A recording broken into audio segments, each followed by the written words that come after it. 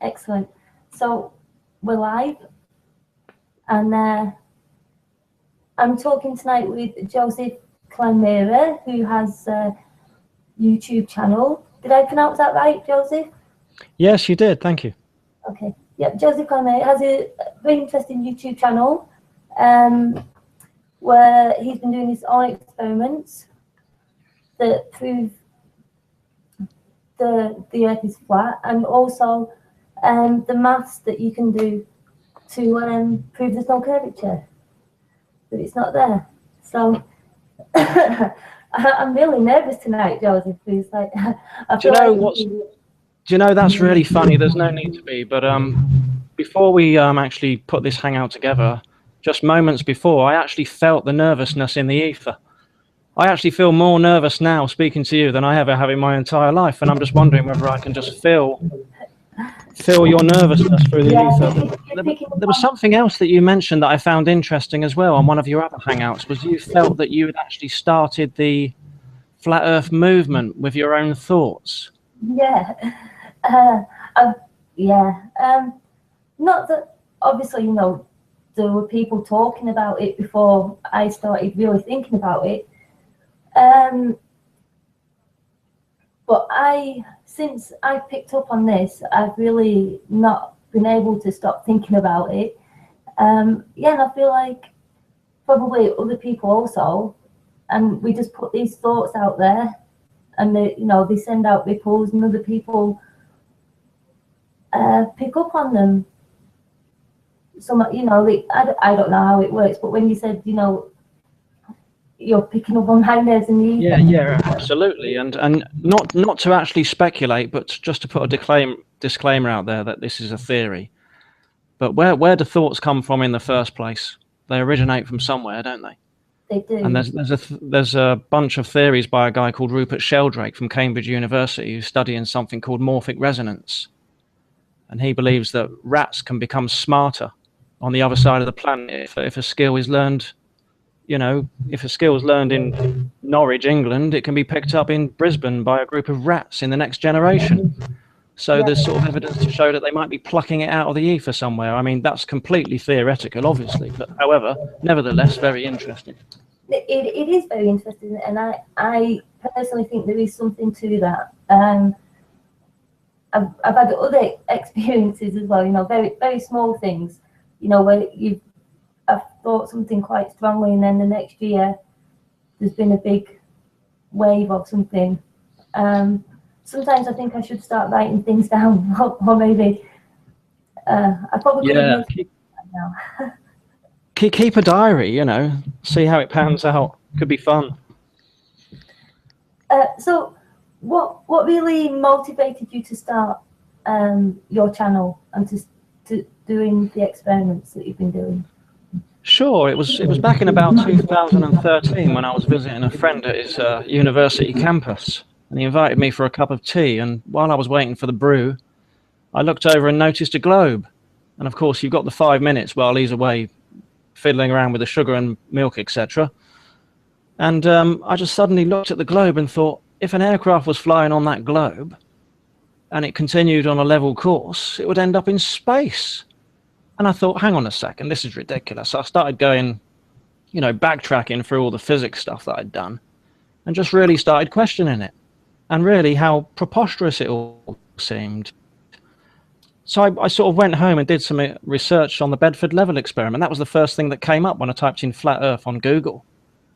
I started reading about that, and I went back and spoke to my friend about it. I didn't get a very positive reception, so I sort of shut up about it, really. And it wasn't until about 2015, this year, in about sort of February, March time, that I reignited the fire of the curiosity when I decided to type in some kind of conspiracy theory. I can't remember what it was now, but it ended up segueing into a whole load of flat Earth videos. And I came across a guy called Matt Boylan on Matt Powerland, and there was a fantastic comical documentary type sketch called The Crazy Notion, which I watched. I thought it was absolutely fantastic. I think that documentary also. Yeah, I thought, how amazing is that? So I ended up looking at Eric Dubé's work. And then once I had seen a lot of this stuff, I suddenly started writing a huge list of what I felt might be proofs. You know, things like the horizon line, how it doesn't add up. Things how your view over the sea, looking at ships, doesn't add up. The fact that a lot of the maps, you know, a lot of the models, they're not the same. We've got all these variations on models of maps. We've got Mercator projections, azimuthal projections, we've got Peter projections. You know, which one is correct? If you know, if a cartographer's made a map, you're putting that map out there because that's going to be used by voyagers to navigate. So why have we got 4, 5, 6, you know, however many different maps? You know, we've got this Gleason's projection.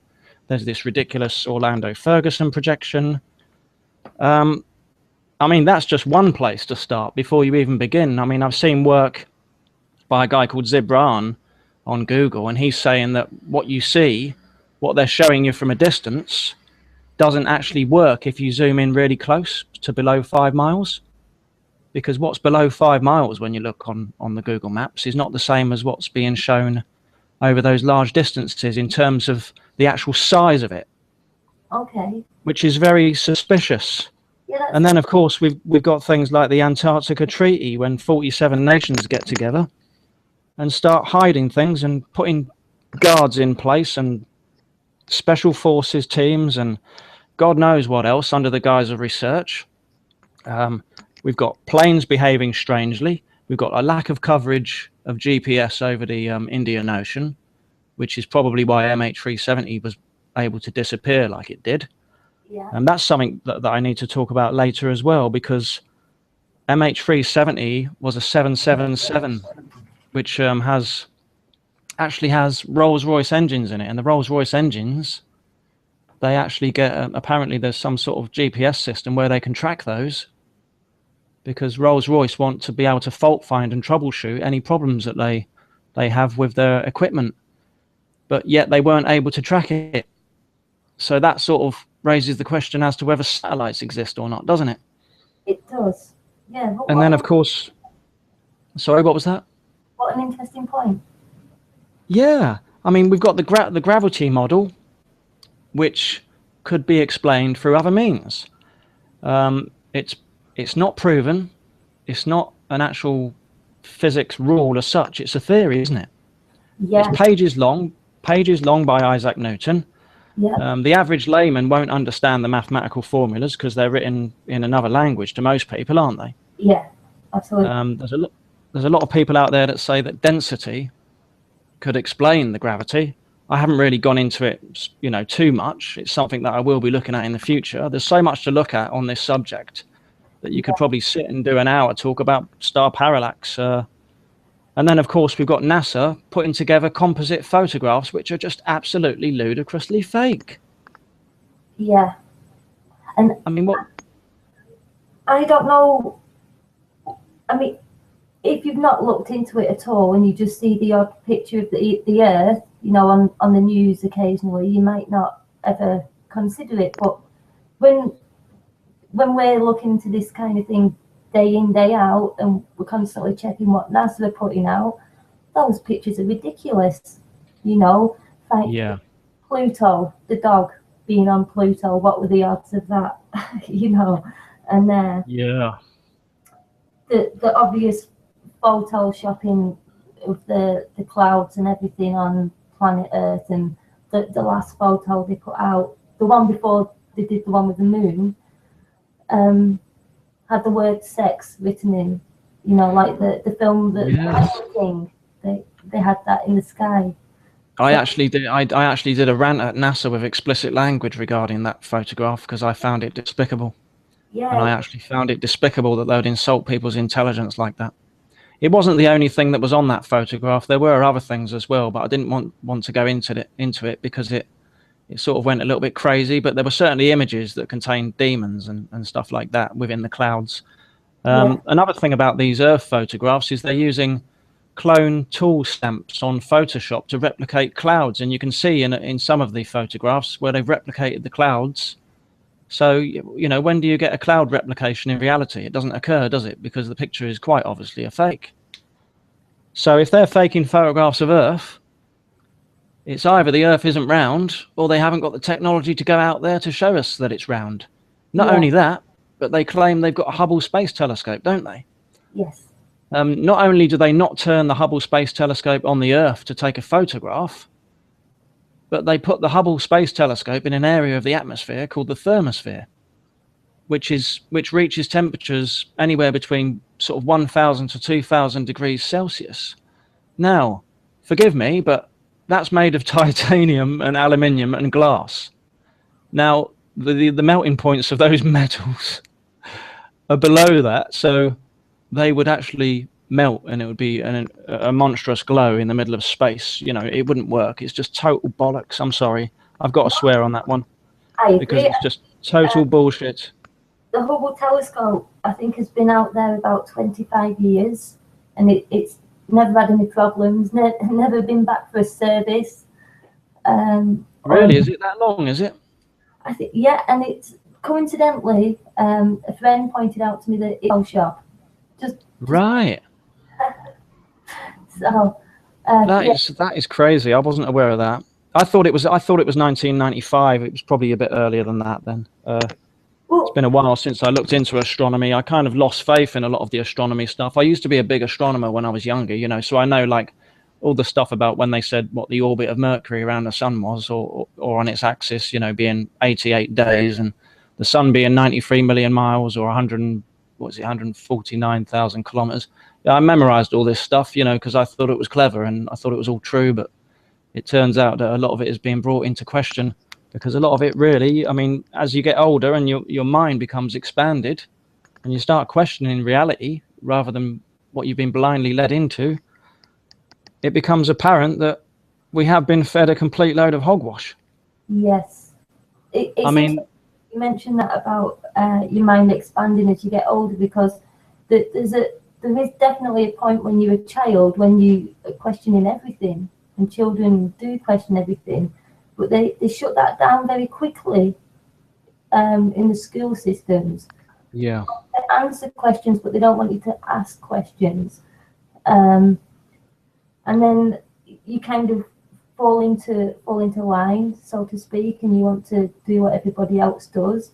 And then, like you said, as you get older, you start to look at things again with fresh eyes, and you start asking the same questions that you asked when you was a kid that you didn't get proper answers to. That's absolutely right. And I like this, that it's kind of, you know, this community that's building at the moment with Flat Earth research, and people are connecting to each other, because people are kind of brainstorming on a daily basis and bouncing ideas off each other, and everybody's, you know, sharing information and sharing ideas, and I think it's, you know, it's really positive. So yeah, the work that you're doing is very positive, and it made me sit back and think. Yeah, I mean, I think it's very important as well not to sort of attach a label to people that are putting work out as heroes, any of them at all, you know, because the real heroes are the people that watch the videos, and the people that create the videos are a catalyst. I mean, if there was nobody watching videos and sort of going off and legitimizing experiments, that, you know, what I had done wouldn't count. What anybody else had done wouldn't count. So it's very important that those people, they get up in the morning and they look in the mirror and they see that the real leader, the real hero, is actually themselves, because they will wake themselves up. No one else will. You will only wake yourself up, won't you? I mean, no one else can do that. I mean, it's very difficult to do that. You can't convert people. You can't start talking to them about the flat earth in the middle of a pub, because they'll come at you with pitchforks, won't they? You know, they'll take you out. They'll ridicule you. I'm sure you've experienced that yourself. I mean, yeah, I have. Yeah. I've had a few near misses myself where I've had to leave a situation because it was going to escalate into violence, you know. Yeah. And it's interesting because the flat earth can go both ways. You can either become very empathetic towards people, building new communities, and sort of, you know, finding that love, as it were, with people. But then at the same time, you've got this divide of everybody else that doesn't want to go with it. Those people I don't know what the story is. There's all this stuff about a psyop and flat Earth being a psyop. I don't see it that way at all. My experiments indicate that there's something to this, which is why I'm going to press on and try to come up with more proofs. My latest proof was star parallax, which I thought was quite a good one because that lends great weight to geocentricity. I don't know if you saw that, but yeah. I like that video a lot because a lot of people, even if they look vaguely into it and they start reading about parallax and things and they don't know what that means, and they might just think, oh, forget it, because there's all these words involved and everything. But then when you look at your video, and it is very simple that if we're supposed to be on a spinning ball that's moving through the galaxy, then the stars that we see, we should be seeing them in different positions by now. Yeah. But the simplest way to explain that video is really if you can detect a parallax change in a star from a fixed point on planet Earth with your own eyes by shutting one eye, opening the other eye, and then vice versa. If you can do that on a point on the fixed Earth, and you notice a change, which you will do, it will be apparent. Yeah. Why don't you notice a change from January to July, where the Earth has moved around the sun 2 astronomical units, which is 2 times 93 million miles, which is a 180-degree arc around the sun. If you can notice a parallax change in 3 inches, which is probably your eye distance, you're going to notice one at 186 million miles, aren't you? Exactly. But you don't see it. No, and I've spoken about that with people before, and they really just brush it aside and say, oh, but the stars are billions of miles away. You don't understand the distance of how far they are. You can't fathom how far away they are. But, yeah, well, what I just said there completely, that was the whole point, is anybody that says you can't fathom how far away they are, they're too far, you wouldn't notice a parallax. Well, the fact that you can notice a parallax from a fixed point on planet Earth by using your own eyes tells you that that's nonsense. Yes. Because that's what parallax is. So anybody like this Mahar Zilla guy that keeps coming out telling me that I'm a retard, he is obviously working for somebody that wants me to shut up, because the amount of messages he's been sending me are just crazy. And a lot of them contain things like death threats, references to me being a retard, telling me that I'm a remedial moron, etc. And I find it quite hilarious, actually. I find it hilarious that it's come to this, that they've had to reel out these people to send me messages like that. Well, I get a few myself, and YouTube's been helping me. Just put some in the spam bin, and it's the same people all the time. And I don't get thousands of views or anything, so I think there definitely must be something to it. I feel that I know in my heart I don't live on a spinning ball, and that we were convinced. They had to convince you that we lived on a spinning ball, and they had to fill your head full of science.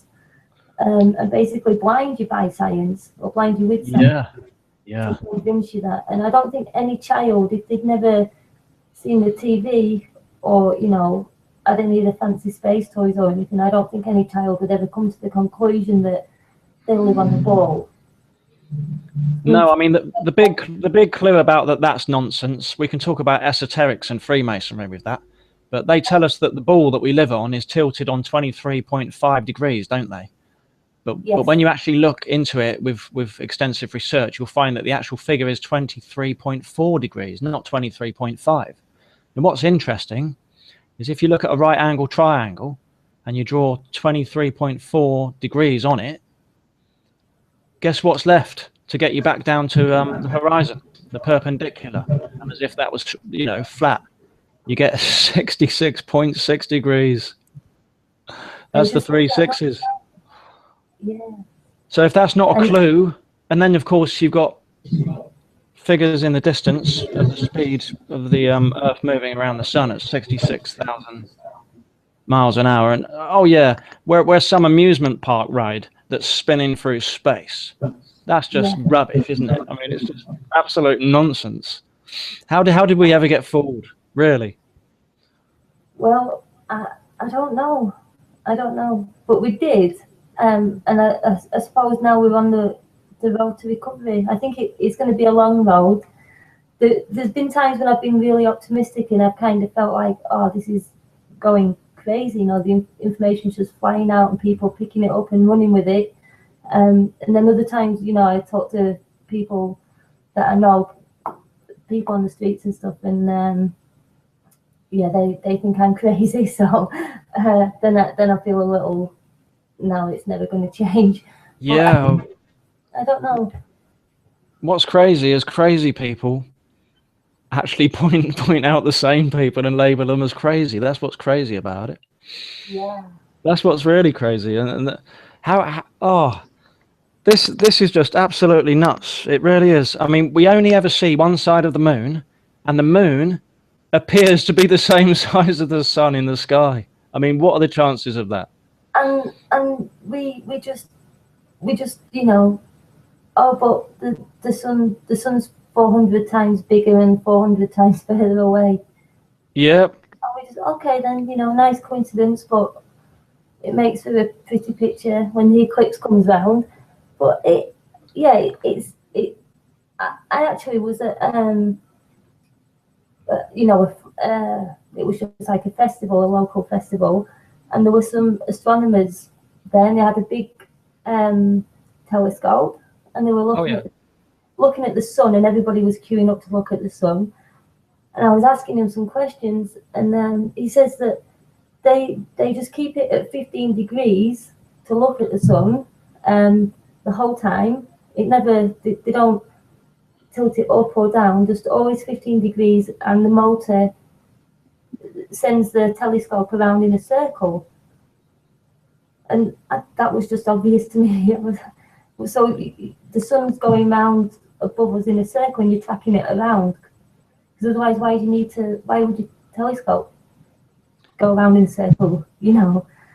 Yeah, I did a small experiment on the sun looking through some water. And I know that obviously the atmosphere doesn't contain water in the same way that a container does. The atmosphere contains water droplets, which are made of obviously vapor, and you know.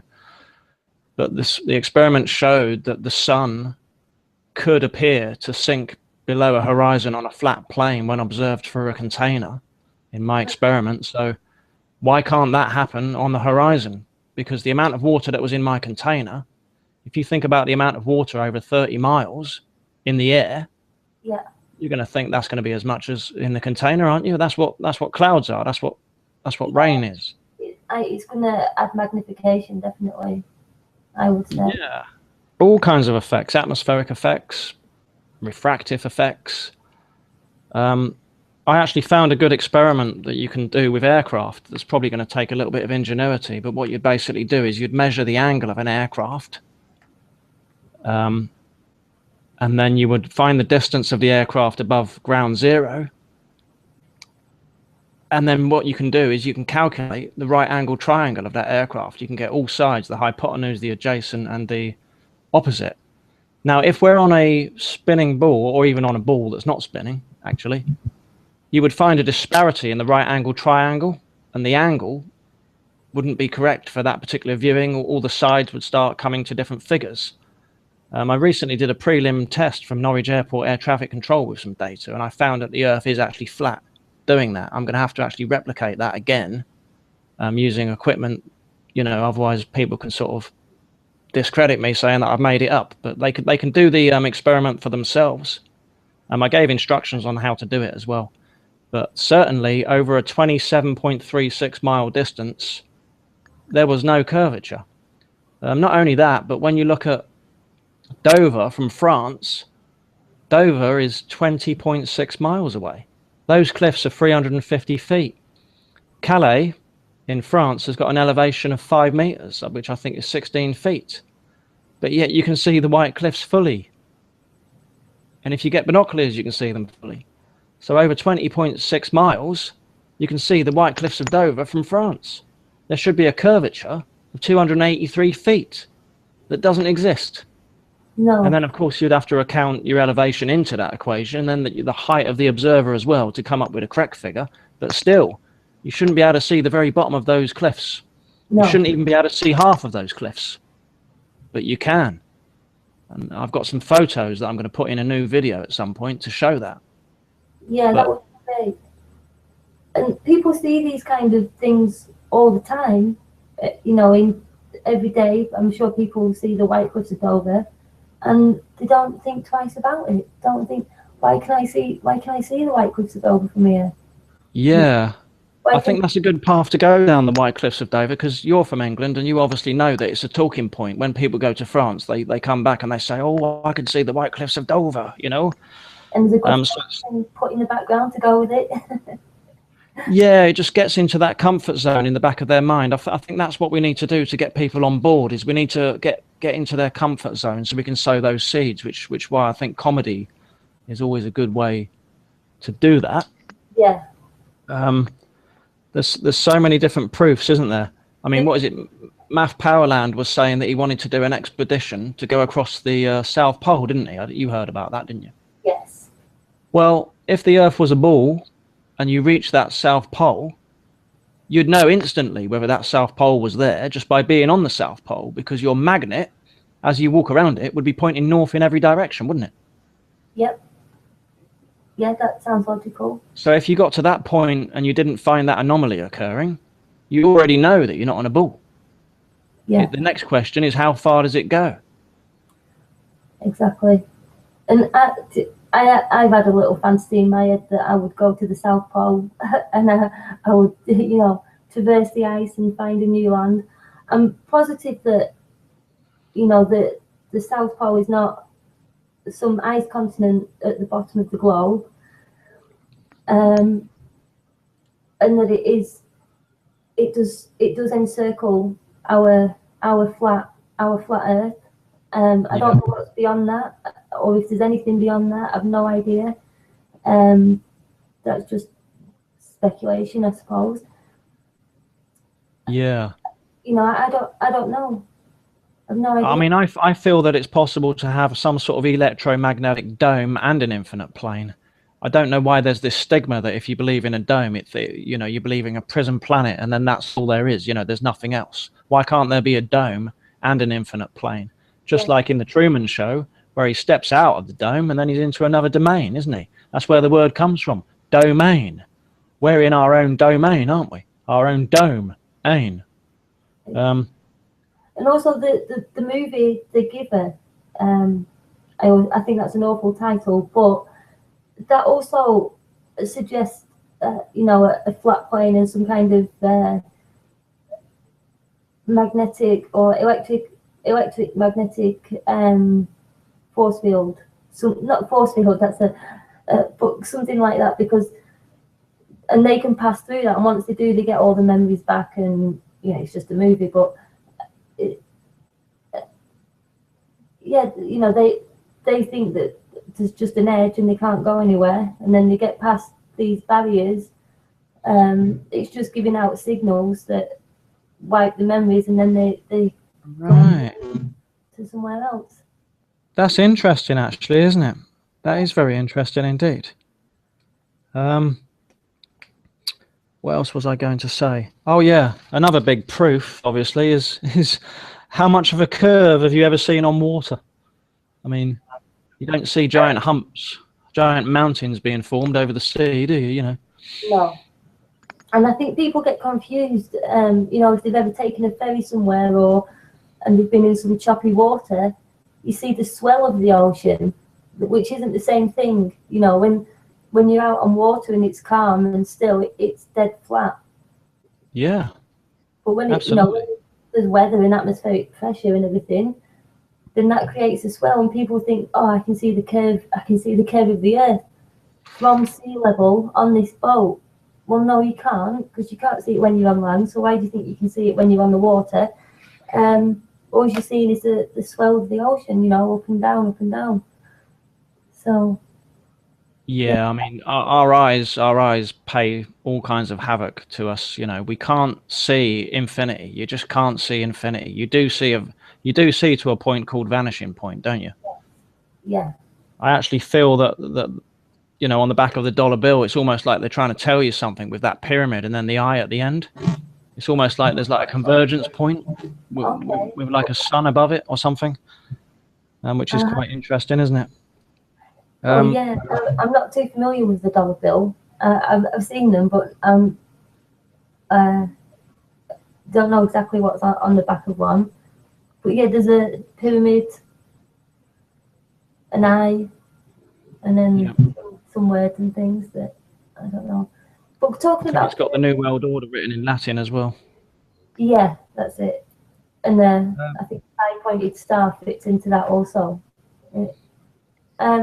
But talking about pyramids, because that also, you know, proves that there's no parallax, because the pyramids were built and they line up with certain stars that come in and shine down, you know, certain shafts in the pyramids, and they've always done that and they still do that. So obviously those stars haven't moved anywhere. They're still circling above in the same sky.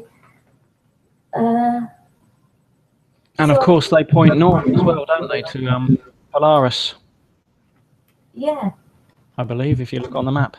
There's And I also believe they're I think between Antarctica and the North Pole, they're in the exact centre. Sorry, yeah, I think they're in the centre between the North Pole and Antarctica as well, if you look on the actual map.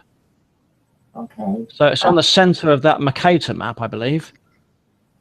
I haven't really looked too much into that, although I have visited Egypt and been to the pyramids in Giza. It was very interesting. Mind-blowing experience, to be honest. I can only imagine, because I've never been. I would love to go. Yeah. What are your thoughts about the ISS and what that could be? Sorry, what did you say, Joseph? What are your thoughts on the ISS and what that might be? Okay, the ISS, in my opinion, there's no International Space Station. There are no astronauts going up there, spending 100 days up there, doing spacewalks and whatnot, and silly experiments with water. I think, because, you know, some people say, oh, they've seen it and there's a tracker and stuff. I think the most likely thing is that there are high unmanned drones that, you know, circle the plane we live on, all part of the, you know, the prison grid, spying on everybody. I don't think anyone's ever seen the International Space Station. I don't think you could see the International Space Station with the naked eye from the Earth. Anyway, I think they are most likely, yeah. What do you call them? High altitude drones that people are seeing, and because the International Space Station, it doesn't ever change its course, does it? It's always on the same orbit. But people all over the world say no. It actually does change its orbit. Actually, it does do different orbits. How does it do that though? They just say, oh. Well, all it will do is it will just move the circle around the flat Earth, wouldn't it? That it goes on. It will just. They want to make sure that everybody on the flat Earth gets a look, don't they? Yeah, everyone gets a look at it. So I definitely don't think anyone's up there. If people go and look at the footage that NASA regularly put out of the astronauts up there, it's obviously faked. And every astronaut that goes up there, they all do the same thing. They all give you a tour of the space station, show you where they sleep, show you the toilet. Yeah, nothing that you couldn't do with a bit of a budget and some green screen, to be honest. Yeah, I think there's different ways that they do it. I think some is green screen, some is in the parabolic, in the planes that do the parabolic maneuvers, and some are just people hanging upside down. Whatever way they choose to do it, whether they have invented some sort of anti-gravity device that they've put them all in and they've fooled all the astronauts that they're on a spaceship through some sort of mind control program.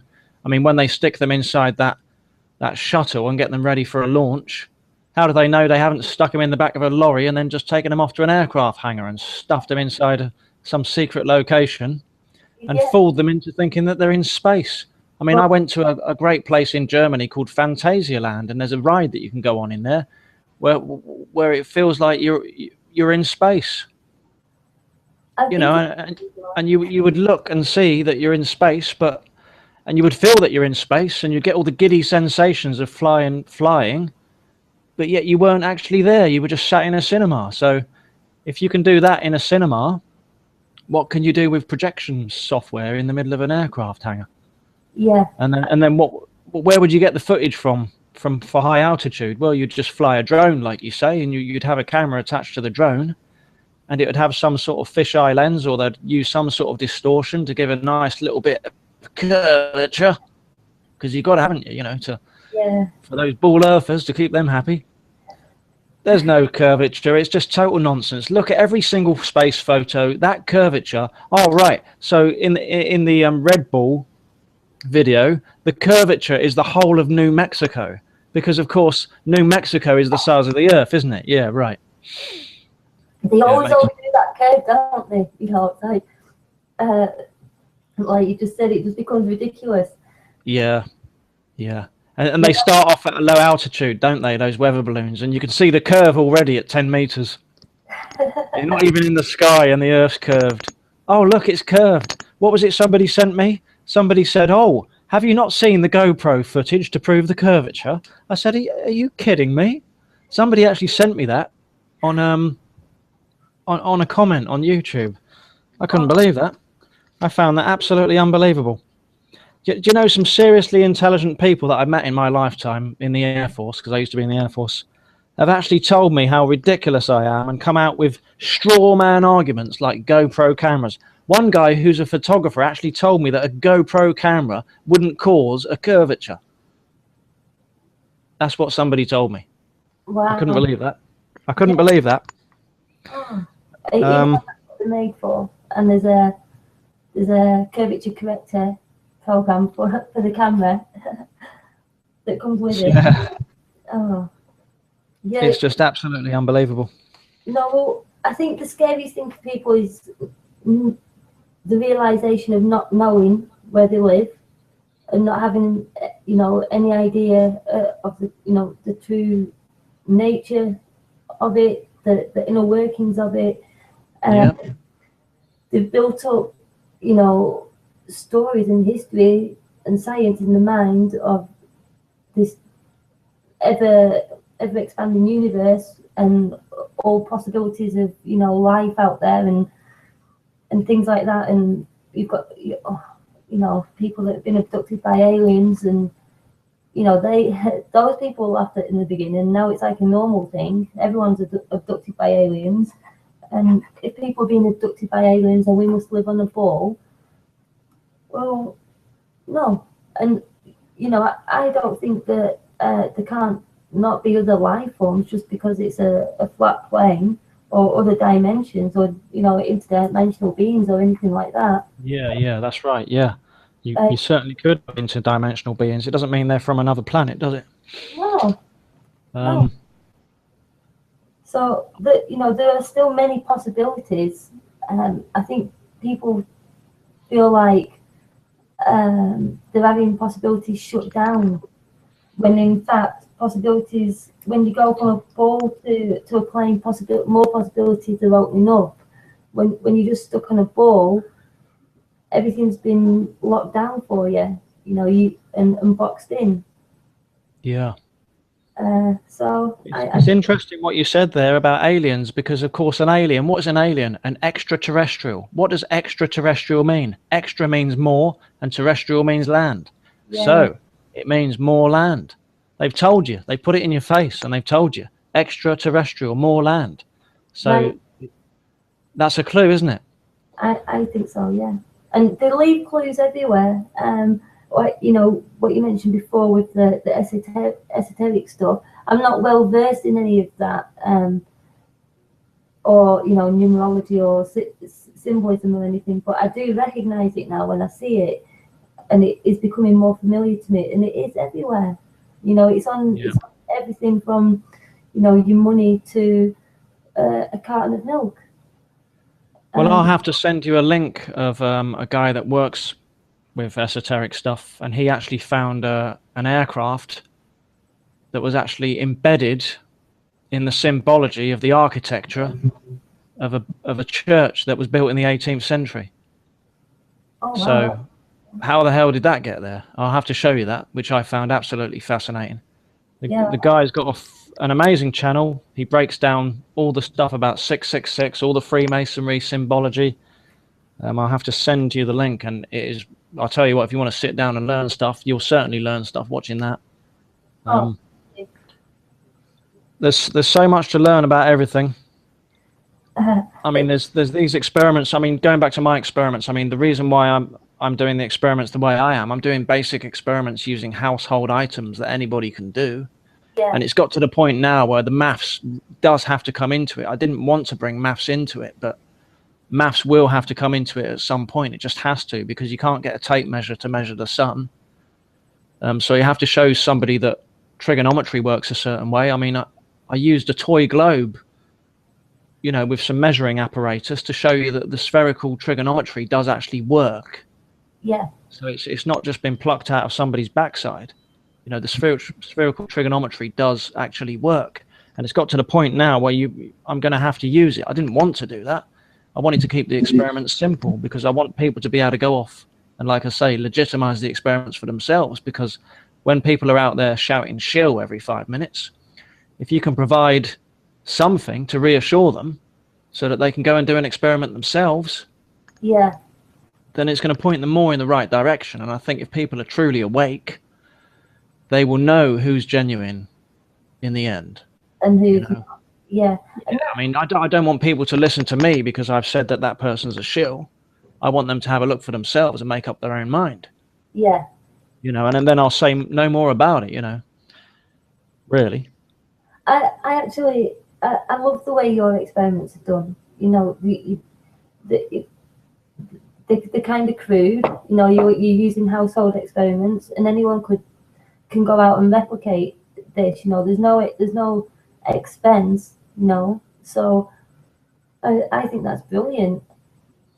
Really, you know, and actually, you know, you do need the maths. I'm not good at maths. I'm useless. But your video on the trigonometry, you know, you can sit there and just go through it, and you know, go through it 10 times if you have to. But it's there, and you can't deny that that's how it works. And yeah, you can't apply that to your everyday life because you don't see any of that curvature. So that's right. Yeah. I mean, I can completely understand that people, they're not good at maths, and you know, it's not because they're not intelligent. You know, I'd never say that. It's because people get turned off of mathematics at a very early age, because it does get to a point where you think, well, hang on a minute, why am I doing a simultaneous equation? You know, why am I working this distance out when I could just get a tape measure? You know, why am I doing this? Why am I doing that?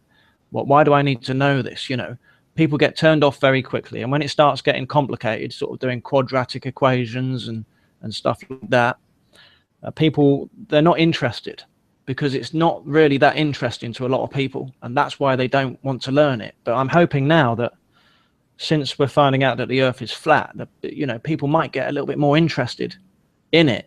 And that's really why they're not good at maths, is because they were turned off, and that level of interest is just not there. But however, I mean, I don't mind going over maths with people. I don't mind. It's fine. I've helped a few people out, you know, on emails and stuff, and I've helped a few people out in the video. But I think anybody can do it. It's just a case of having to practice and to learn it. Like you say, relearn it. Yeah, you have to go over it more than once. You're not just going to get it the first time. But about see, I think it's trigonometry. Yeah. To measure the distance of the sun with a right angle triangle from if you I think it's that. Yeah. And basically there's this equation that you can do, but going into it, you either have to assume that the sun is 93 million miles away, or that the Earth is flat, and it works. But it works for both. Isn't that amazing? Well, yeah. I mean, if you were going to do that equation, you'd have to decide how you were going to do it. Were you going to calculate it on a flat, or were you going to calculate it on a ball? Yeah.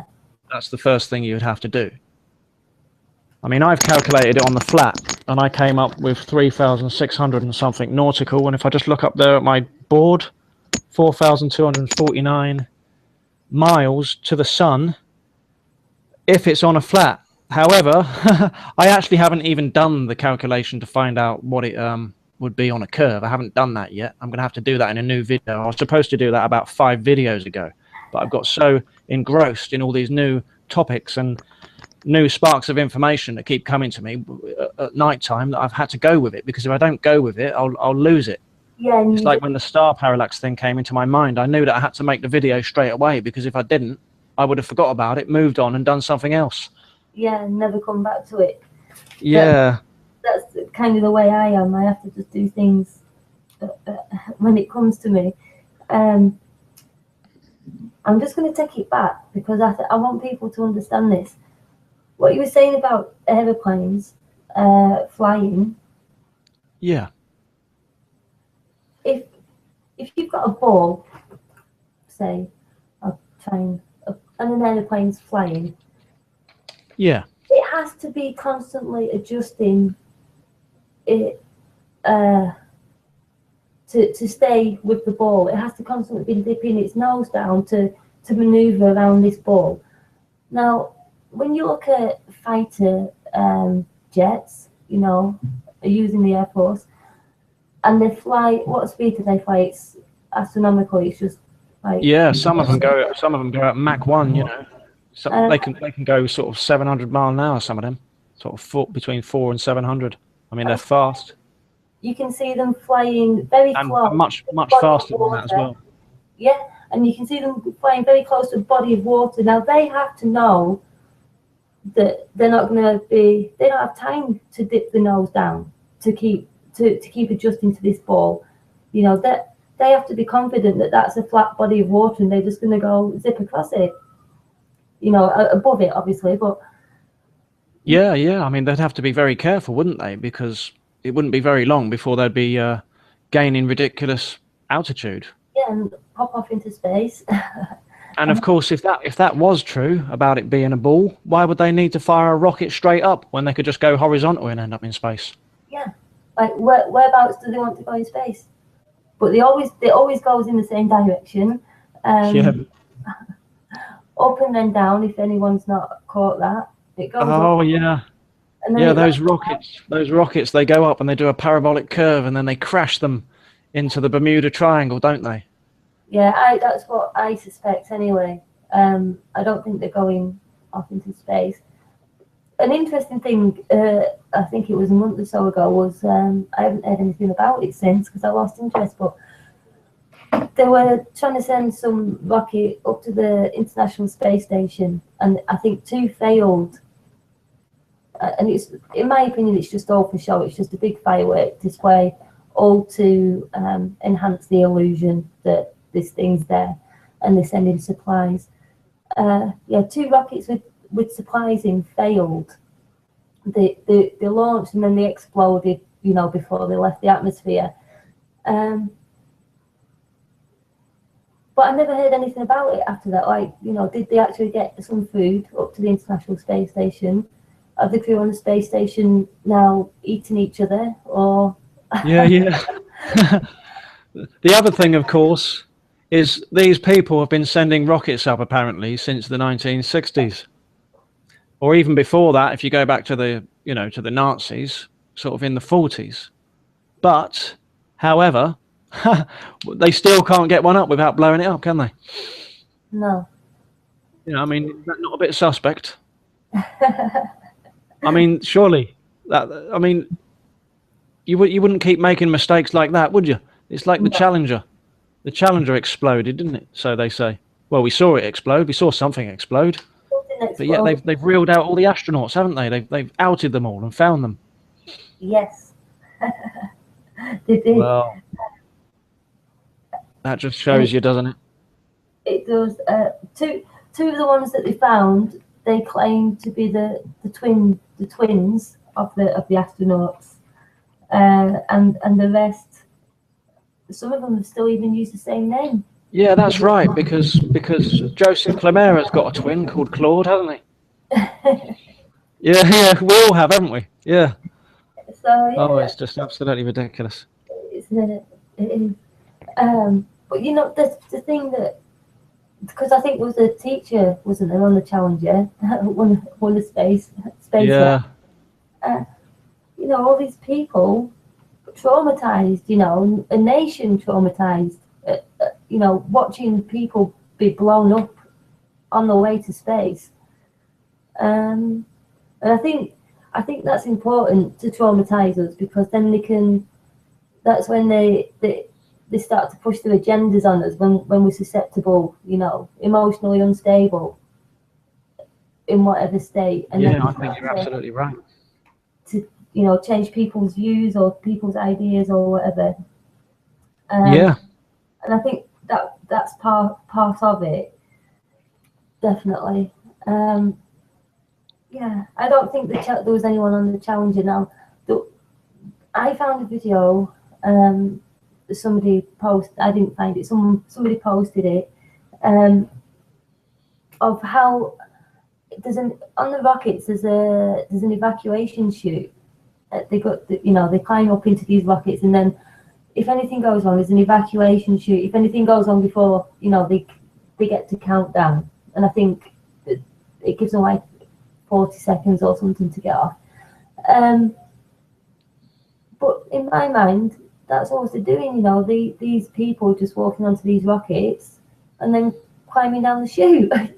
And then they fire these rockets up and let them blow up in space. I don't think anyone's ever on them, unless they want to somebody, you know. No, I mean, who in their right mind would get onto one of those things? I mean, come on. Yeah, it's crazy. And how are those things, like, when they're sending them up to the International Space Station, how are those things supposed to dock on the space station? When it's travelling, is it 17,000 miles per hour?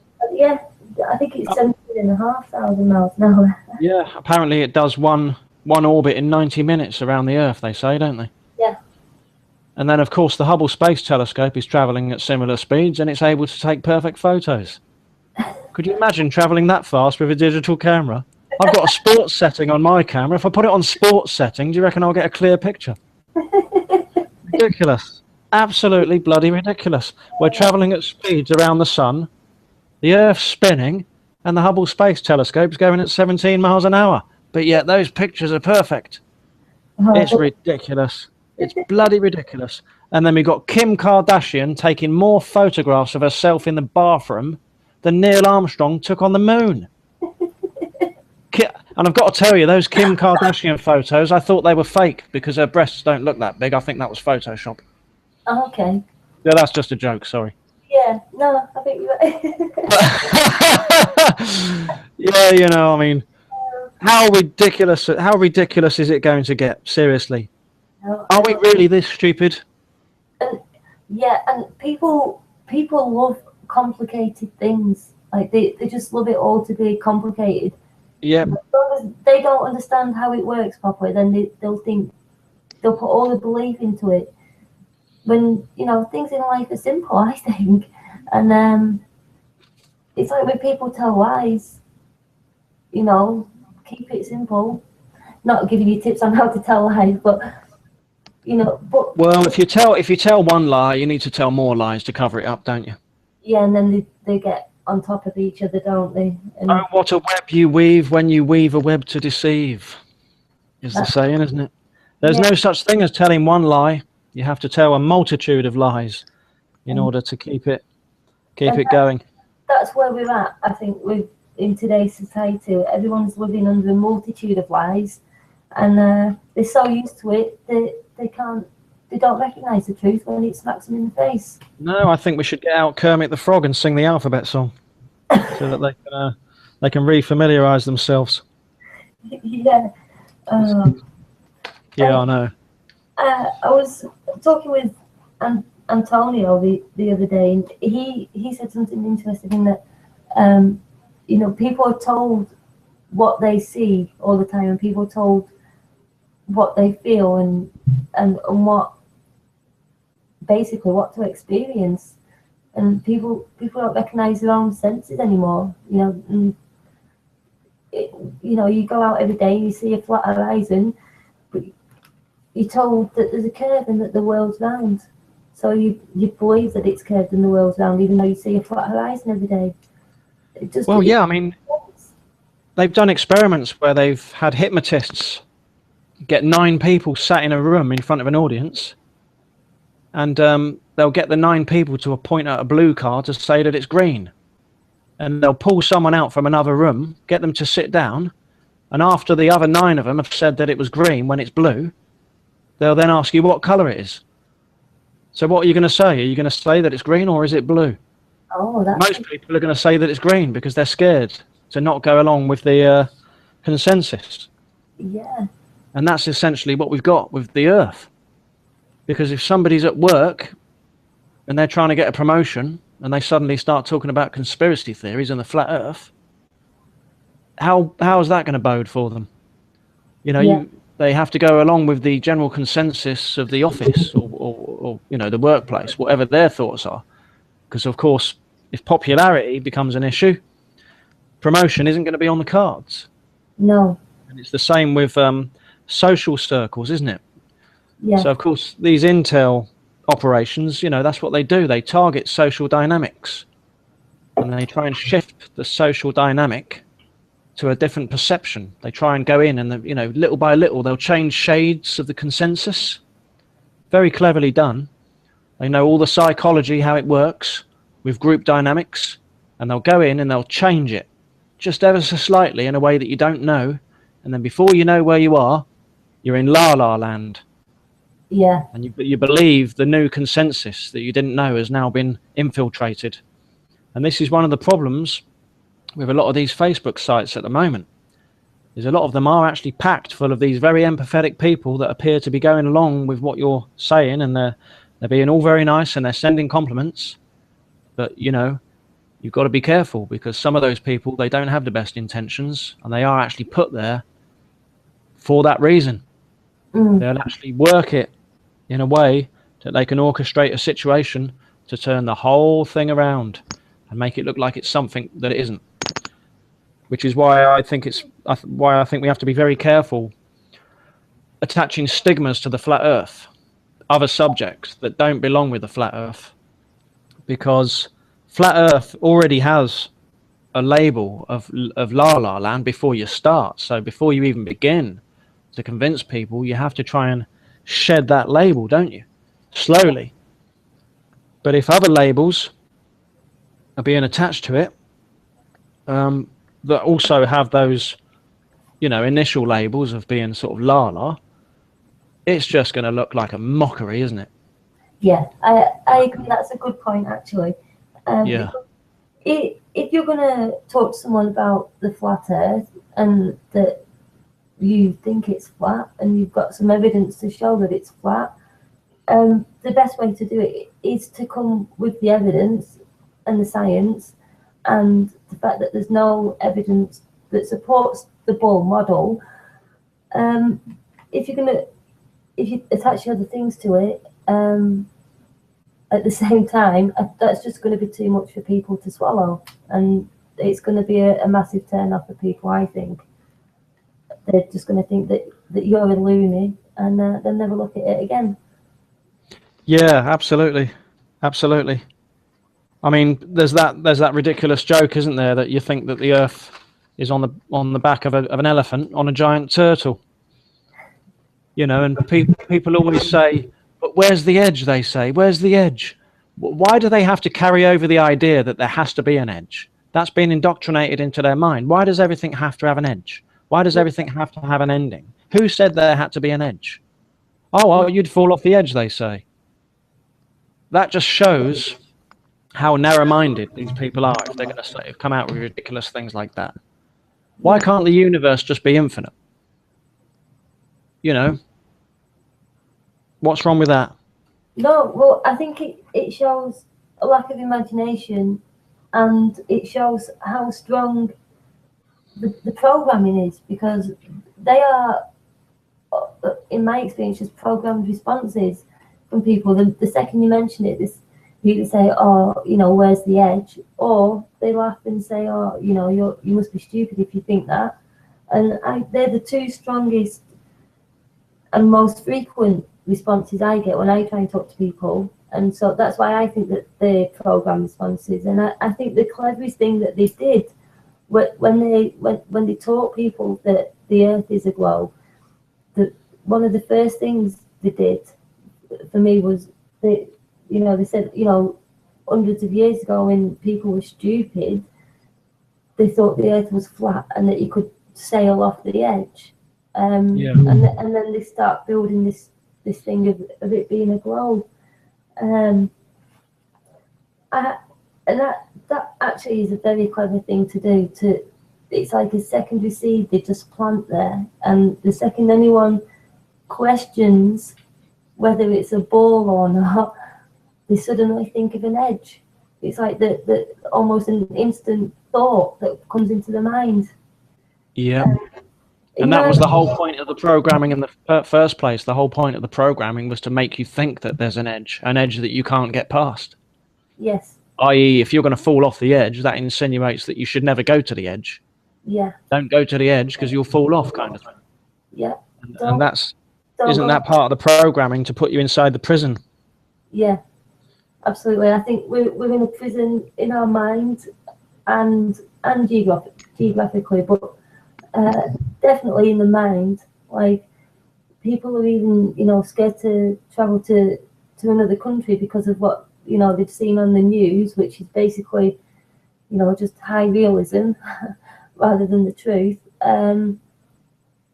So they're not going to want to venture to Antarctica to check out if it's really a ball or not. No, I've kind of wondered, how many people are actually going to care they find out the Earth's flat. I don't really think that many people are going to care, because they're already quite apathetic already, aren't they? Yeah. A lot of them think, well, I've got my beer, I've got my football, I've got my Kim Kardashian, I've got my sports season ticket, and that's really all I need. And if the Earth's a flat or a ball, they don't care, do they? No, I don't think so. I mean, as long as the pizza's delivered. It's funny because people do. You obviously do, because you're working very hard to try and give evidence that it's not what we've been told. I care. I'm very passionate about this. So it does. I think the people that it does touch, it touches very deeply. And the others, it doesn't seem to affect at all. They just either think we're lunatics or it doesn't matter either way. And then you have those people, well, what difference does it make? And they're out trying to save the world every day from whatever angle. But how can you save the world if you don't even know what it is? How can you break from this prison you're in, that you say you're in, if you don't even know where the gates are? Well, yeah. Can you imagine how many people have reached the end of their life and died and they didn't know where they lived? Yeah, that's very sad. It is extraordinarily sad, isn't it? Yeah. And don't start me crying, God. No, don't cry, but it is very sad, isn't it? It is. It's just the harsh reality of what we've got. Is we've got people. I mean, a lot of the older generation now, you're not going to be able to convince them that it's flat after they've thought it was a ball for 8 years. No. How are you going to do that? They're going to look at you and think that you've been smoking a bit of the Lebanese pot, aren't they? Yeah. I mean, crikey almighty. And the scary thing is that we have these mental institutions and things, and if my family became concerned about the things I was thinking about, they could have me sectioned.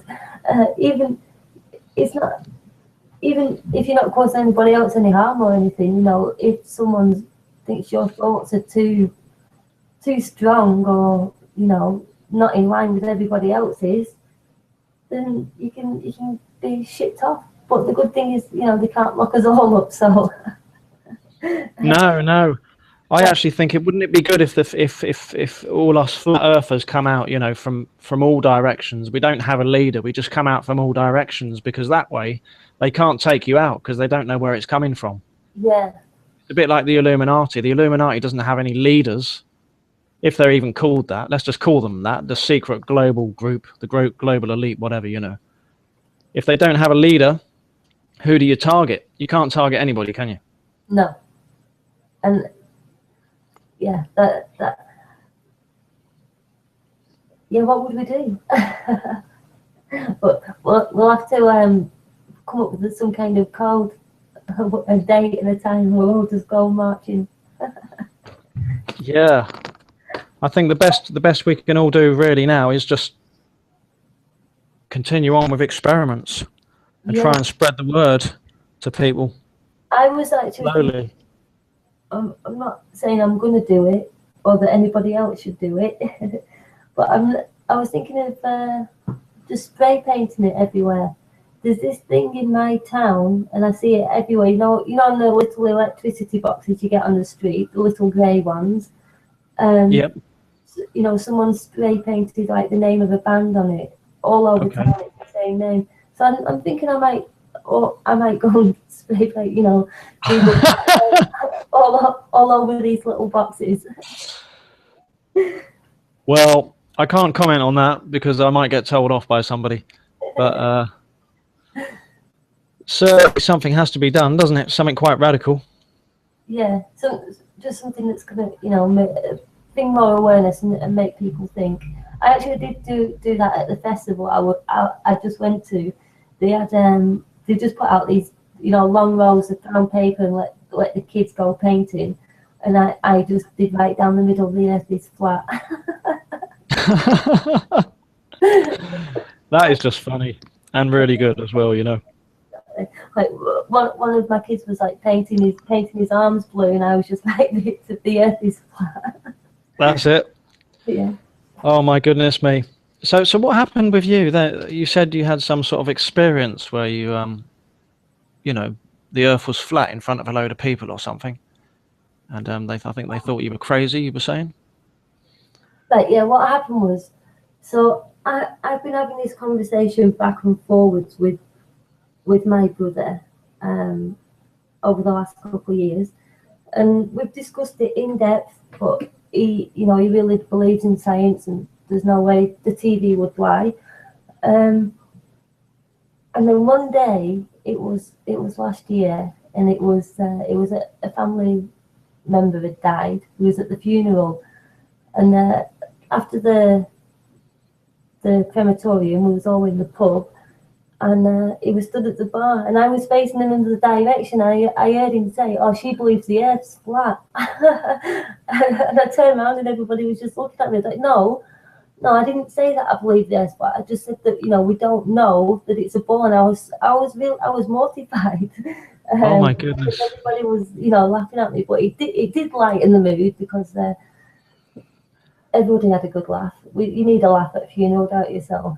Isn't it strange though how they all act and huddle together and just look at you? And they just go straight for you for the jugular, don't they? And they ridicule you. It's I just got to the point in my life where I mean, I can only speak to one close person about this. If I try to speak to anybody else, it means I've got to waste the energy to go through all the proofs. And every person that I meet, I can't do that. I can't stand there for like 2 hours and speak to every person that I meet and go through all the proofs. You just can't do it, can you? It expends too much energy. No, it's true.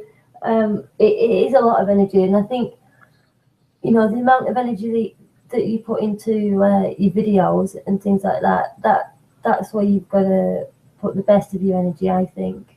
On this, in any case, I mean, I'm sure you know you've got a life to lead and work and family and that, so that comes first. But after that is what I'm talking about. You can't just go talking to people on buses and things like that. I'm terrible on public transport. Every now and then, I'm terrible as well. Every now and then, I'll be speaking to somebody and I just can't help myself. Yeah. I'll literally come out and we'll be talking about something, and I'll move it onto politics, and then suddenly I'll be like, do you know, they tell us so many lies, it really wouldn't surprise me if the earth was flat. Ha ha ha. And, you know, just to see their reaction. Because you have to try and throw it in a light-hearted way, don't you? Yeah. And then maybe if you get the right sort of reaction off them, then they might say, oh, you might laugh about that, but, and then you can segue into the conversation, can't you?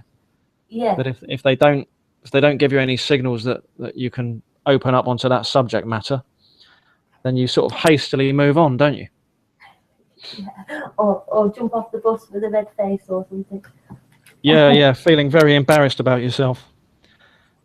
So, I mean, when it does come to proofs of a flat Earth, I think we should just talk about a few now, because I always wander off topic, and I'm terrible at keeping on point.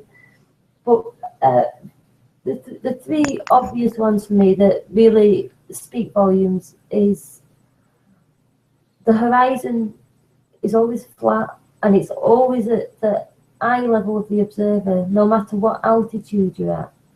Now, Yeah. that isn't possible on a ball. At some point, you're going to be looking down at, onto the ball, onto the horizon. That never seems to happen. We've got all these images of, high altitude weather balloons and things, and it always shows a flat horizon that just seems to go on forever and ever. The other one is water. Always finds its flat level self. And what was the other one? I had it wrote down, but it's gone somewhere. We mentioned it before, the curve. There's just no observable, measurable curvature anywhere. No. We spoke briefly about the Bedford level before. Do you want to just explain what that experiment was and how it... Yeah, sure. It was one of Samuel Rowbotham's experiment. A telescope was placed in the Bedford Level Canal about 6 inches above the water. The Bedford Level Canal has a straight 6-mile stretch going to Welney Bridge from, I can't remember the other location. But basically what they were looking for was the curvature over 6 miles across the level water. And one of his friends actually rode there in a boat with a flag inside of it, and he was looking at an elevation of 6 inches above the water. And he could see his friend the whole distance, the whole 6 miles, when his friend should have been around 16 feet below the curve of the horizon, but yet completely visible. So, they tried to explain it away with refraction, but I really don't buy it. I actually think there was something to that experiment. I haven't been there myself to carry out the experiment, but I would like to go at some point. It would, that would be good. Yeah. And I mean, what would you need? 2 canoes, a telescope, A boat, a flag, and a telescope, and some wet weather gear, I suppose, to get in the water. You wouldn't need a lot, would you? No, so it wouldn't take much, would it? So that was the flat water. No measurable curvature. There were testimonies by people, engineers that lay railways and things, and they don't account for the curvature. And when you think about things like that, it really starts to buildings don't slant either, do they? No. It really starts to hit home that there's so many proofs for it being flat, and there's no evidence of it being a ball. The ball model can't be modelled at all. They can't recreate gravity or anything, or getting water to stick to a ball or anything like that.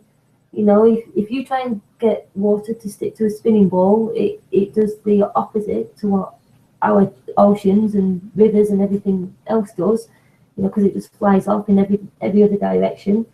I'm looking for my proofs here, but they're on a different page. Yeah, that's all right. You're doing well there. You're covering some good Good, interesting points. So, yeah, there's not any actual proof that there is a ball. The only thing that we have are, you know, ideas from clever men, apparently clever men that are cleverer than us, and it's just these fake images from NASA. That's it. Yeah, I can't think of one good proof for the ball Earth. People, people are going to call me a retard and say, well, look up at the moon, it's round. That means you're round. Well, if I look at trees, does that mean I'm a tree? Does that mean I'm on a tree? If I can see trees in the distance? No, it doesn't. So the sun looks round, so that means the Earth's round. Does it? I don't think it does. I mean, crikey almighty, does a shooting star go upwards? Because on a ball it would at some point, wouldn't it? I've not seen one go upwards. Have you? No, I have seen a couple of shooting stars, and I've only ever seen them shoot across the sky. I've never seen any go up. No. Yeah, I mean, if I did see one go up, I'd start thinking twice about the flat Earth. But I mean, if you went on YouTube and see ones that appear to go up, you don't know whether they're planes that have left trails, because at night time planes have got lights on, haven't they? So they could be confused in the YouTube videos for shooting stars, or even the ISS could be confused for a shooting star in one of those videos. So it's I need somebody to show me some ball Earth proof, because there isn't any. No, there's not. No, you just mentioned the ISS, and I do think that I have seen one of those drones go across my sky at night, because it goes in the wrong opposite direction to what the stars go in, and it moves a lot faster. And it's not an aeroplane, because they have the flashing lights, and actually it did seem bigger than an aeroplane, and I have seen it a couple of times. Yeah. I'm in the south of Sweden, right, and I was looking in a westerly direction, so kind of towards the UK that way, and it looked like it was just a light in the sky that moved quite fast. Not 17,500 miles an hour, but it moved quite fast, about the speed of an aeroplane, or probably a drone. But it just didn't have the flashing lights. I mean, when you look at the size, like you say, the size of the object that you saw fly over, you would think, how can that be 400 kilometers away? Yeah. Because an aircraft that's 75 meters long, I think, for a jumbo jet, an aircraft looks sort of similar sort of size, really. Not the same size, but similar. So if something's 400 kilometers away, you'd think, hang on a minute, we've got a parallax problem here, because it should appear quite a lot smaller, shouldn't it? Yeah. Because the aircraft's 36,000 feet, which is about sort of 6.8 miles, but they're telling you that it's 400 kilometers away.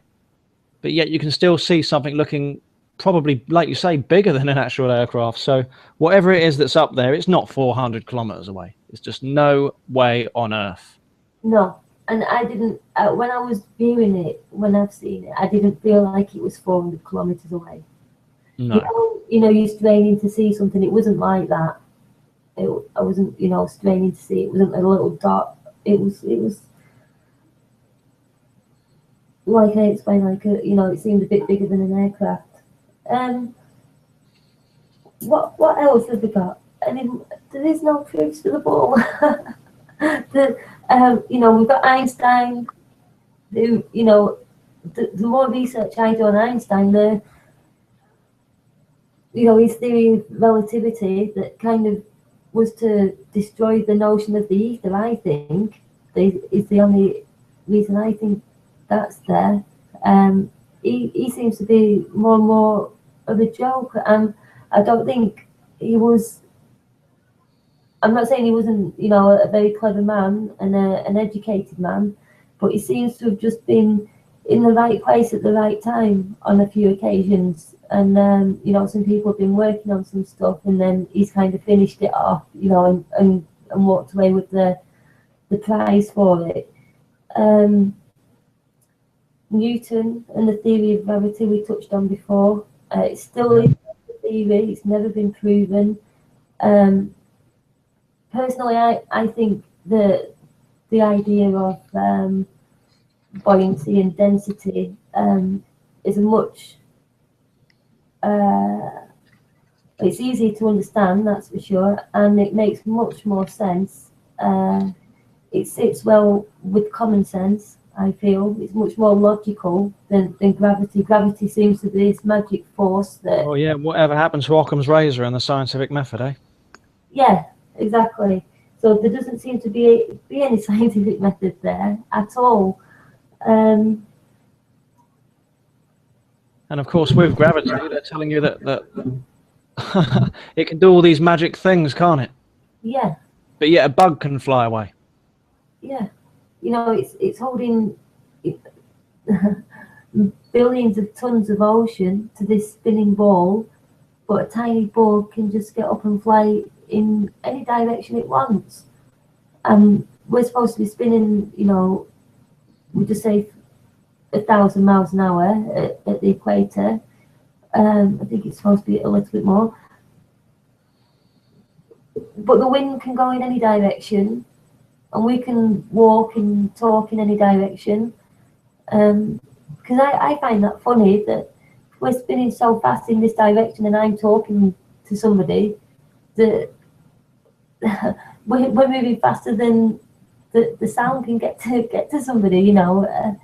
It's like everything just seems ridiculous. You know, if the world is spinning, why can't I just go up in a balloon and, you know, let the world come to me and then come back down again and land in a different place? Well, yeah. You know, and people come up with all kinds of fancy reasons why the atmosphere is dragged along, you know, with the earth, and that's why you don't feel it. But that doesn't make any sense at all.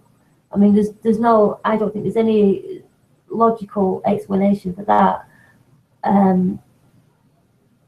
The world's spinning this way so fast, but, you know, the wind can go in all different directions, and then you've got, you know, the clouds floating by, sailing by in any, whichever way. And if you jump up in the air, you don't end up 0.4 of a mile to the west, do you?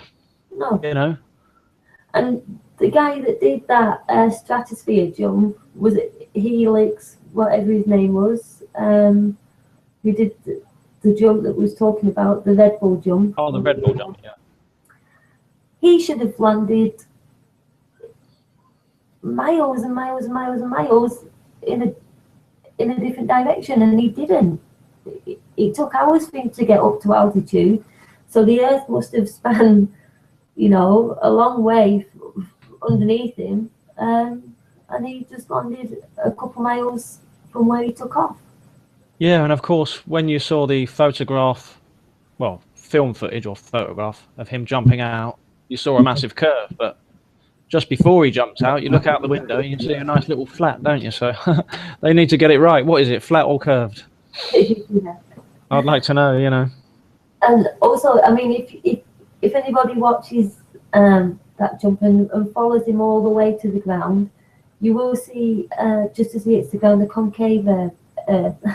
So that is just, you know, the effects of the fisheye camera that just goes, you know, the distortion that it makes. So it's all smoke and mirrors, I feel, with NASA. There's nothing solid they ever give you to say, you know, this is where you live and this is what it looks like. They're always off on an adventure, you know, to another planet that they know nothing about, and, you know, telling you how it's made up chemically and what's in the center of it and all the rest of it. They don't even know what's in the center of this planet. Nope, got no idea. That gobstopper picture that they give us in school books is just a picture. It's just an idea. It's not a fact. They've never drilled more than 12 kilometers down. That's right. I think I think it was what's it called, the Cooler Super Deep in Russia. That's right. There was a Russian drilling expedition, wasn't there? 8 miles, I think it was, which probably is about 12 kilometers. Yeah. And it took nearly 2 decades to get that deep. So the first decade was digging down, and then it started to seem kind of impossible, and they spent another 10 years trying to get even deeper. And in the end, they had to give up because all the tools just kept breaking. And the only information I ever got from that was that the rocks down there behave more like plastics, because of the heat and the pressure. So Yeah. We don't actually know too much about where we live, and that's why it's important, I feel, to get back to nature, rely on your own senses, and stop being told what you feel and what you see and what to think. So. Yeah, absolutely. I mean, anybody can go home now and they can switch on the taps in their basin in the kitchen and look to see which way it goes round from the tap on the left and the tap on the right, and you'll notice it goes 2 different directions. And if you go into the bathroom and check the sink in the bathroom and then check the bath, you'll also notice it goes in 2 different directions. So that's the Coriolis effect, apparently. But you get the Coriolis effect going both ways in the northern hemisphere. So how can that be the Coriolis effect? Yeah, no, that doesn't work. You can check that out yourself. Just go and play with your taps in your kitchen, and also you can fill your sink and let it settle, and then carefully remove the plug and see which way it spins. And I found, like you just said, in my house, we don't have 2 taps, we just have one, but in the kitchen it goes one way, and in the bathroom it goes another. So it's not, there's no Coriolis effect in that sense. Well, and the other one as well is they say that hurricanes and typhoons go in different directions, anti-clockwise and clockwise, don't they? But if you go onto YouTube and look at typhoons and hurricanes, you'll see that you can find typhoons in the southern hemisphere and hurricanes in the north that both go anti-clockwise. You can look at weather footage, meteorological radar footage to see that. The other thing I wanted to mention about radar footage is, isn't it funny how we don't have radar footage over the whole of Antarctica that can be found on the internet? And I don't even think you can have it over the whole world at any one time, can you? And I think the reason why is because if you did, you would see that the strange behavior of the weather patterns that are occurring in such a way that they wouldn't if you were on a ball. So they're actually hiding something by not showing you the radar. Yeah. In my opinion. Yeah, we're not. I don't know how you feel about that. Are we? No, I don't know. I definitely think they're hiding something. I can't ever go back to thinking it was a ball unless I was given some actual evidence of it. I just think common sense leans to a flat Earth. The experiments all lean to a flat Earth. The only thing that we've got that tells us it's a ball are people, in white jackets, in lab coats, scientists. Yeah. And they're all in a different club to us. So that's right. People conditioned to listen to the omnipotent authority figures that, of course, have all the answers because they're the smartest people on the planet, aren't they? Yeah, and this is one thing that people really don't understand, and you will do because you've been in the armed forces. Is the compartmentalized nature of the hierarchical structure? Yeah. Yeah, and people are just given specific jobs, and they're not told, what it's for or why they're doing it.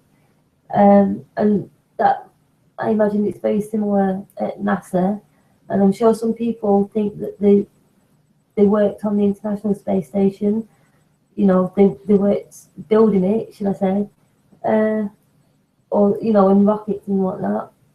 And even people worked on things that they thought were going to the moon when it's just all, you know, it's all compartmentalized.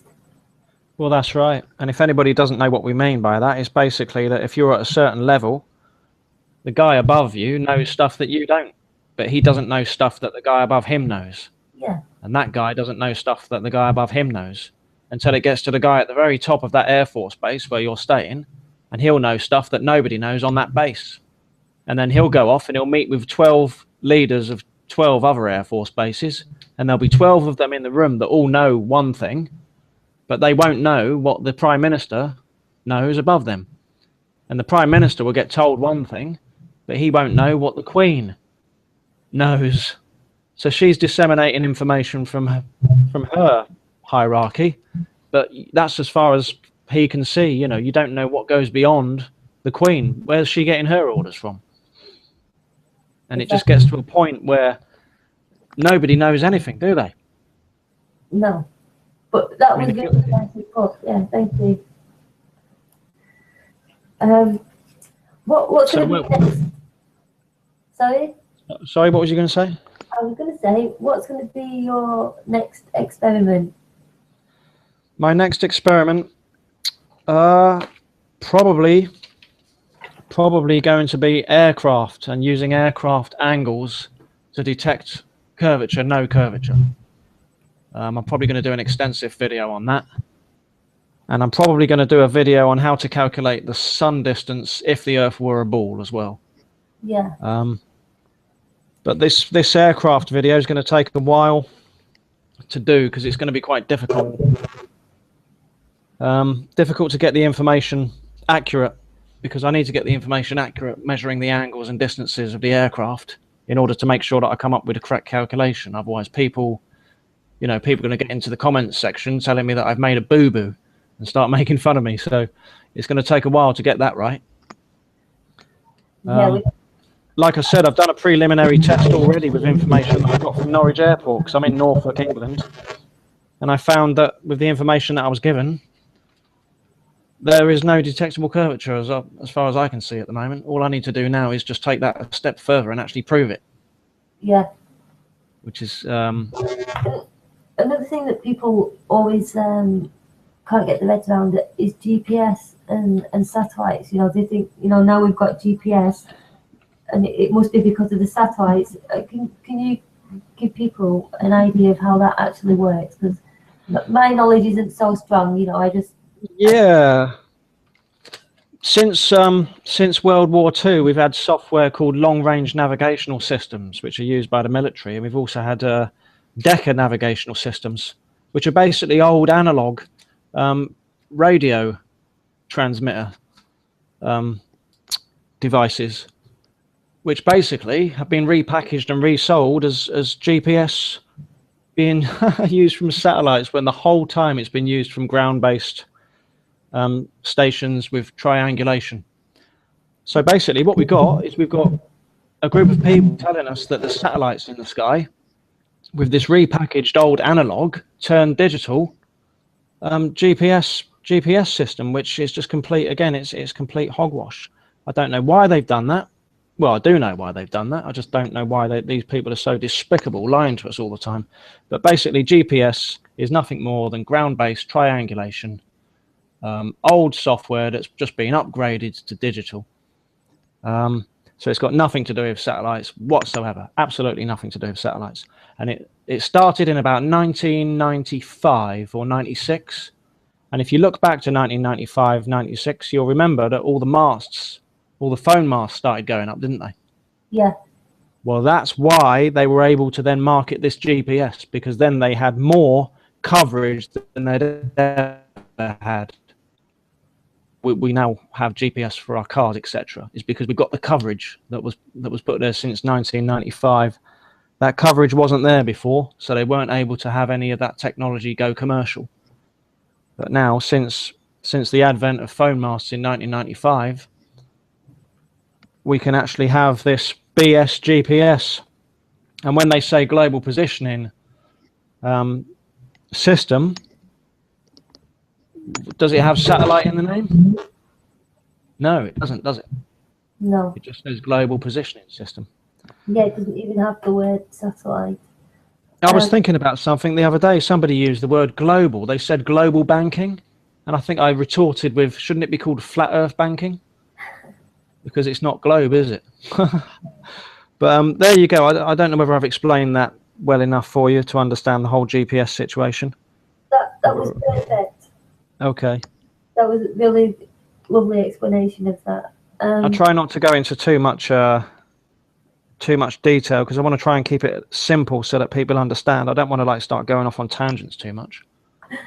But when you just mentioned there the global positioning system, and I recently bought a compass so that I could track the sun more accurately and check its positions, and the moon also, and that is called, the needle on my compass is called a global needle. So it seems like the brainwashing is everywhere, everywhere. Yeah. It's global summit, it's global systems, it's global committee, it's global elite, it's global everything, isn't it? It's global warming. And like you say, it's to try and reinforce the ball earth model. Yeah. I can't think of any other explanation. No, me neither. So I think I'm going to leave it there, Joseph. It's been really great having a talk with you, and we've covered some good stuff, and it's been good to keep on point and get some technical information out there, because I'm useless and I always wander off. I don't think you're useless. Anybody in this movement's got something to offer. I'm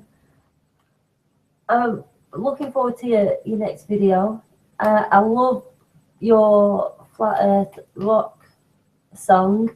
I'm calling it a Flat Earth rock anthem. Oh, thanks. Excellent. So yeah, what's the name of your channel? Just Joseph Klimera. Yeah, that's right. Yeah. I'd like to say thanks. Thanks very much for having me. It's been nice to actually have some good conversation. Oh, well, you're welcome, and the pleasure's been all mine, believe me. So yeah, so we'll keep in touch, and maybe do this again in the future. We've got some new information, or maybe one day we'll do the Bedford level. Who knows? Yeah, sure. It'd be excellent. Thanks very much for having me. You're welcome. So yeah, take care, Joseph, and good night. Take care. Speak soon. Speak soon. Bye bye.